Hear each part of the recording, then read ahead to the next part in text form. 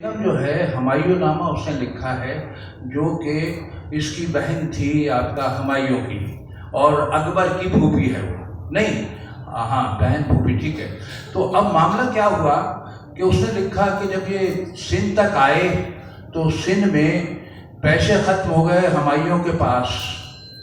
تو اس نے کہا کہ ہے کوئی کسی کے پاس پیسے ہوں. تو ایک سردار جس کا نام تھا ترتی بیگ اس نے کہا میں دے تو دوں گا لیکن 100 پہ 20% زیادہ دوں گا.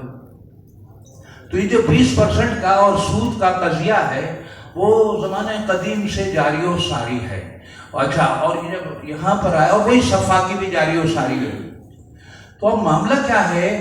معاملہ یہ ہے کہ ہم جب یہ 1740 میں دیکھیے یہ تو اب آ رہے ہیں ہم 1857 سے پہلے کی جو بات ہم بتائیں آپ کو کہ 4 کمپنیاں جو تھیں واسکو ڈی گاما کے بعد یعنی پرتگالی آئے معلومہ فرانسیسی آئے اور آپ کا یہ ہالینڈ کے لوگ آئے بلندیزی جنہیں کہتے ہیں اور یہ بھی آئے آپ کا پھر ایسٹ انڈیا کمپنی 1600 میں. اور 1600 کی جو ایسٹ انڈیا کمپنی ہے یہ انٹر نہیں ہو پا رہی تھی. یہ ذہن میں رکھیے گا ساؤتھ کا علاقہ یہ جو سرنگا پٹم ہے نا یہاں سب فرانسیسی تھے. یہاں پر انگریز کا نام و نشان نہیں تھا.